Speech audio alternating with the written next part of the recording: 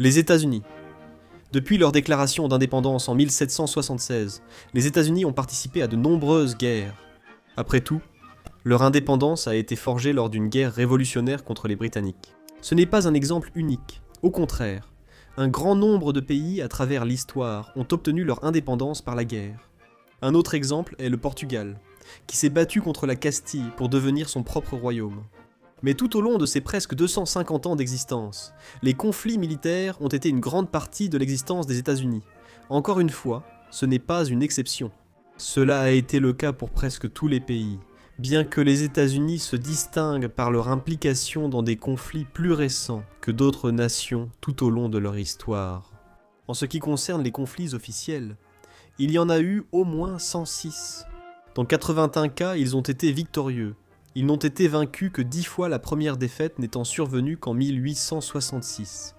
Ils sont donc restés invaincus pendant presque 100 ans, c'est impressionnant. 11 d'entre elles sont restées non résolues, ont été réglées avec un statu quo d'avant-guerre, ou sont restées floues, et 4 d'entre elles sont encore en cours. Cependant, rappelez-vous que la taille de ces guerres n'est pas prise en compte. La Seconde Guerre mondiale est considérée comme une victoire, tout comme l'occupation de l'Utah contre les colons mormons. Mais à travers tous ces conflits, certaines guerres auxquelles les États-Unis ont participé étaient certes défensives, d'autres offensives. Mais dans de nombreuses guerres classées dans l'une ou l'autre catégorie, une chose s'est produite, des invasions américaines. Vous voyez, à part la guerre d'indépendance elle-même, quelques autres guerres précoces avec les Britanniques, les Mexicains et les Amérindiens, et puis la guerre de sécession. Aucune guerre n'a eu lieu sur le sol continental des États-Unis depuis longtemps. On peut même qualifier cela d'invasion étrangère, car c'était des Américains contre des Américains. Même durant la Seconde Guerre mondiale, les Cantigous 48 n'ont subi aucun conflit chez eux. Seuls Hawaï et d'autres îles du Pacifique furent envahies par les Japonais. C'est parce que dans toutes les autres guerres auxquelles les États-Unis ont participé, qu'ils aient déclenché le conflit ou non, ils étaient de la force d'invasion, menant la bataille sur le territoire d'un autre pays. Dans cette vidéo, nous allons faire deux choses. Présenter un aperçu des conflits auxquels les États-Unis ont participé, et indiquer où des invasions ont eu lieu. Nous n'allons pas tous les énumérer en détail, mais apprendre où ils ont eu lieu. Ensuite, choisir quelques exemples clés parmi ceux-ci, et les examiner spécifiquement. Comprendre quand, pourquoi, et comment certains pays ont été envahis par les États-Unis. Passons à l'aperçu. Il est important de noter qu'il est difficile de catégoriser tous les conflits impliquant les États-Unis, surtout ceux où ils ont envahi un pays. Non seulement ils diffèrent par le type de conflit, que ce soit sur terre, en mer, dans les airs, ou une combinaison de ces éléments. Ce qui pose la question, doit-on seulement considérer une invasion si elle a été menée avec des troupes au sol? J'utiliserai ce critère pour la vidéo, en excluant les conflits qui étaient exclusivement navals ou aériens. Deuxièmement, dresser la liste des pays qui ont été envahis par les États-Unis est un défi en soi. Pendant la guerre hispano-américaine, les États-Unis ont envahi Cuba et les Philippines, alors sous contrôle espagnol. Faut-il considérer l'Espagne comme pays envahi, bien que les troupes américaines n'y soient jamais allées, ou Cuba et les Philippines, même si ces pays n'existaient pas encore vraiment? Je dirais que la première option est la plus correcte. À l'époque, c'était un territoire espagnol qui était envahi, même si ce n'était pas la métropole européenne. Ce n'est peut-être pas le meilleur exemple, car Cuba et les Philippines ont aussi été envahis. Mais de toute façon, il faut aussi différencier les conflits militaires et les guerres de la participation ou de l'aide dans des guerres civiles étrangères ou des coups d'État, même lorsqu'ils étaient organisés par les États-Unis eux-mêmes. Pour les besoins de cette vidéo, je vais laisser ces deux cas de côté. Cela étant dit, présentons une liste visuelle des invasions à travers cette carte. Je remplirai les pays au fur et à mesure, mais ils ne les ont évidemment pas tous envahis. Gardez cela à l'esprit. Selon les critères espagnols, je considérerai donc les pays qui contrôlaient les territoires envahis à l'époque. Les États-Unis ont, sans ordre particulier, envahi les nations suivantes: les Britanniques, le Canada, les peuples autochtones d'Amérique du Nord, les prédécesseurs historiques de la Libye moderne, Tunis, le Maroc, Alger, qui étaient tous des protectorats des Ottomans, le Mexique, la Chine des Qing, la dynastie Joseon, puis la Corée, l'Allemagne, à la fois l'Empire et le Troisième Reich, l'Italie, l'Espagne, les Philippines, Cuba, le Nicaragua, Haïti et la République dominicaine, l'Autriche, le Japon, le Laos, le Cambodge et le Vietnam, le Liban, l'Afghanistan et l'Irak, ainsi que la Grenade et le Panama. Il y a aussi d'autres exemples de troupes américaines envahissant des territoires étrangers, sans qu'ils soient liés à un conflit précis, et de nombreux autres pays et régions où les troupes américaines ont été ou sont présentes, que nous pourrions ajouter sur cette carte, mais je voulais me limiter ici aux invasions officielles. Encore une fois, c'est très compliqué de toutes les catégoriser, donc cette liste pourrait être incomplète ou légèrement inexacte dans certains cas. Si vous remarquez des erreurs ou des pays manquants, n'hésitez pas à les signaler dans les commentaires. Maintenant que nous avons donné cet aperçu, regardons quelques exemples précis qui nous montrent quel type d'invasion il s'agissait, pourquoi elles ont eu lieu, quand et comment. Dès le début du 19e siècle, les premières invasions outre-mer des États-Unis ont eu lieu. La première guerre de barbarie en 1801, qui a eu lieu dans les protectorats ottomans de Tripolitaine, ainsi qu'au Maroc, les protectorats ottomans des États barbaresques. Ils voulaient imposer des frais de protection pour éviter les attaques, mais les États-Unis ont refusé et sont entrés en guerre. Principalement un conflit naval, mais les États-Unis ont envahi avec quelques centaines d'hommes, ce qui a marqué le tournant du conflit. Lors de la bataille de Derna, une armée de mercenaires, recrutés et dirigés par les marines américains, a traversé le désert d'Afrique du Nord depuis Alexandrie en Égypte jusqu'à la ville portuaire orientale de Derna en Libye, battant les corsaires. La deuxième guerre de barbarie en 1815 a également vu une invasion outre-mer, cette fois à Alger, pour les mêmes raisons. Mais l'invasion a littéralement eu lieu à la toute fin du conflit, dont 99,9% étaient navals, et ils ont aussi remporté celle-ci. La prochaine invasion d'un pays étranger fut la guerre américano-mexicaine en 1846.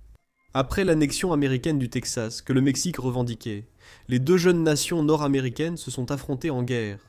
Les États-Unis voulaient le Texas, et portés par la destinée manifeste, cherchaient aussi à s'étendre vers l'ouest sur des territoires de l'Empire mexicain. Les États-Unis ont gagné et conquis les territoires actuels de Californie, Nevada, Utah, Arizona et Nouveau-Mexique. Des conflits avec le Mexique ont existé à plusieurs reprises au cours de l'histoire, avec de nombreux autres exemples qui ont eu lieu. Comme la guerre de la frontière mexicaine de 1910, dernier grand conflit sur le sol américain, en partie lié à la Première Guerre mondiale. Mais en réalité, seules quelques factions révolutionnaires mexicaines ont attaqué des villes frontalières. L'Empire allemand, ayant attaqué les États-Unis depuis le Mexique, ils les ont soutenus, étant déjà impliqués dans des invasions en Amérique du Nord et en Afrique. L'Asie vient ensuite, avec la deuxième guerre de l'opium en Chine, en 1856, aux côtés du Royaume-Uni et de la France. Les États-Unis ont combattu et vaincu les Chinois. C'était une guerre coloniale visant à importer de l'opium. Les États-Unis n'ont pas eu un grand rôle, mais ont aidé le Royaume-Uni, et une garnison chinoise à Canton a bombardé un vapeur américain. Ce qui a conduit à la bataille des forts de la rivière des Perles, où les États-Unis ont lancé une attaque amphibie contre une série de forts, dans ce qui est aujourd'hui Guangzhou, en Chine. Ils sont retournés en Chine en 1899 lors de la révolte des Boxers. C'était un soulèvement anticolonial, donc toutes les puissances coloniales, dont les États-Unis, se sont unies dans l'alliance des 8 nations. Les Boxers avaient encerclé le quartier des légations coloniales de Pékin, et donc cette armée des 8 nations est intervenue pour briser le siège.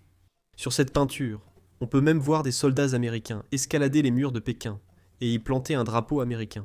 D'autres petits conflits ont aussi vu la participation de soldats américains, pendant ces soulèvements, et lors de guerres internes contre les populations autochtones. Ils sont retournés en Asie, en 1871 lors de l'expédition américaine en Corée contre la dynastie Joseon, qui s'est principalement déroulée sur l'île de Guangwa. La raison de la présence des forces terrestres américaines en Corée était de soutenir une délégation diplomatique américaine envoyée sur place et dirigée par l'ambassadeur des États-Unis en Chine. Les Coréens ont refusé un traité commercial et demandé aux États-Unis de rester hors de leur territoire, mais ceux-ci ont ignoré. Ainsi, les Coréens ont attaqué le navire qui se trouvait dans leurs eaux territoriales. En représailles, environ 650 Américains ont débarqué et capturé plusieurs forts, ce qui a abouti à la bataille de Gangwa. Un article de presse de l'époque avance que c'était le plan de l'ambassadeur américain de démontrer la puissance des États-Unis sur ce qu'il considérait comme une nation plus faible. Aussi, bien sûr, les États-Unis ont été pleinement impliqués dans une autre guerre de Corée plus tard dans l'histoire, en 1950 combattant aux côtés du Sud et envahissant le Nord. Un élément clé du conflit pendant la guerre froide, opposant la Corée du Nord et la Corée du Sud, l'une soutenue par l'Union soviétique et la Chine, et l'autre par les États-Unis. Cette guerre n'a pas été résolue, et reste non résolue jusqu'à aujourd'hui. Ensuite, l'Allemagne a été envahie 3 fois par les États-Unis dans son histoire. La première fois fut lors de la deuxième guerre civile samoane en 1898 où les États-Unis, le Royaume-Uni et l'Allemagne se disputaient le contrôle des Samoa. Elle fut partagée entre une colonie américaine et une allemande. Cette dernière forme aujourd'hui l'État indépendant des Samoa. Puis, lors de la Première Guerre mondiale, ils ont envahi l'Autriche-Hongrie, et lors de la Seconde, l'Italie. Ils ont combattu dans d'autres territoires européens contrôlés par ces nations à l'époque. Une cible d'invasion clé des États-Unis était aussi l'Espagne, bien que, comme nous l'avons vu, pas sur son territoire européen continental. Comme je l'ai indiqué sur la carte, la guerre hispano-américaine de 1898 a marqué la destruction finale de l'empire colonial espagnol. Elle a débuté avec l'engagement des États-Unis dans la guerre d'indépendance de Cuba, puis la révolution philippine. Les États-Unis ont gagné, et l'Espagne a renoncé à sa souveraineté sur Cuba, Porto Rico, Guam et les Philippines, au profit des États-Unis. Après cette guerre et la perte de ces territoires par l'Espagne, les États-Unis ont également envahi ces deux nations.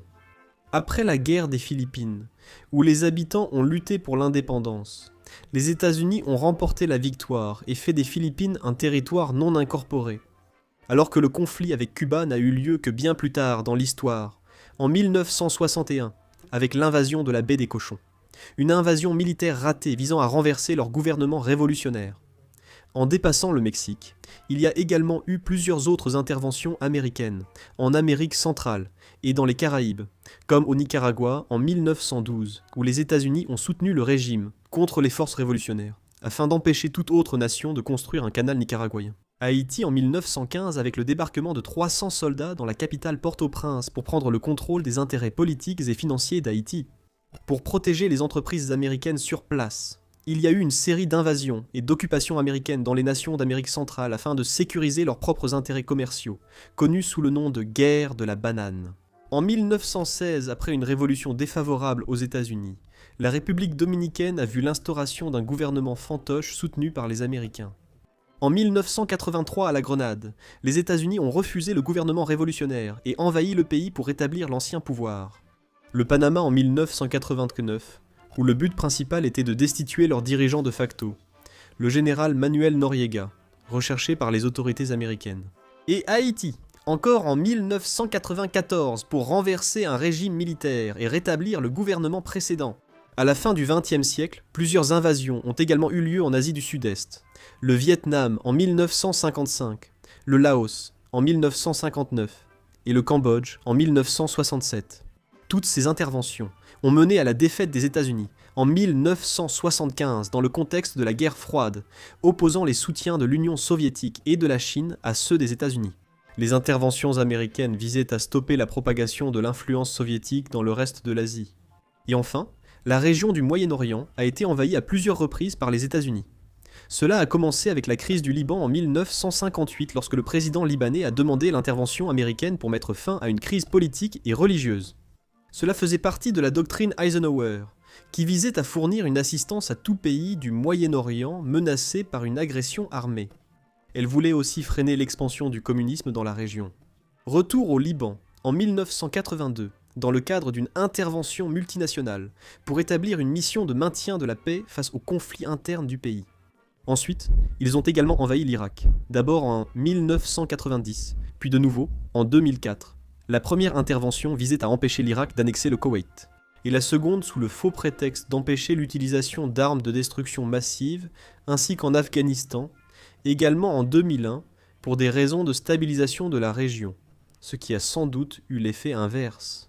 Voilà donc un bref aperçu de toutes les fois où des soldats américains ont envahi le territoire d'un autre pays dans le cadre d'un conflit officiel. J'essaie d'apporter un élément de contexte important. Il y a eu bien plus d'interventions militaires et de guerres auxquelles les États-Unis ont participé. Mais pour cette vidéo, le but était seulement de prendre en compte les nations qu'ils ont physiquement envahies sur le terrain avec leurs propres soldats. En tenant compte du pays envahi, de la nation contrôlant ces territoires à l'époque, et non forcément des pays actuels présents à cet endroit, en excluant les conflits strictement navals, aériens, et l'implication des États-Unis dans des coups d'État ou conflits internes étrangers. Fournir une liste potentiellement complète de tous ces pays que les États-Unis ont envahis, et comprendre dans quelle partie du monde cela s'est produit. Ensuite, passer en revue un bon nombre d'exemples spécifiques d'invasions américaines, et découvrir où, pourquoi, et comment ces invasions ont eu lieu. Cela nous aide, selon moi, à comprendre quels événements les ont déclenchés dans l'histoire. Que ce soit pour étendre leur territoire, protéger le commerce, préserver les intérêts commerciaux, ou empêcher d'autres puissances d'étendre leur sphère d'influence. En plus de quelques défenses légitimes contre les forces du mal. Si vous voulez, et pourquoi, du moins à l'époque moderne, il semble participer à plus de conflits extérieurs que presque toute autre nation au monde. Quel est votre avis sur ces invasions? En manque-t-il d'autres importantes? Et quels pays ont aussi une histoire d'invasion? Dites-le moi en commentaire. Merci d'avoir regardé la vidéo. Abonnez-vous si vous le souhaitez. Et je vous retrouve la prochaine fois pour plus de culture générale.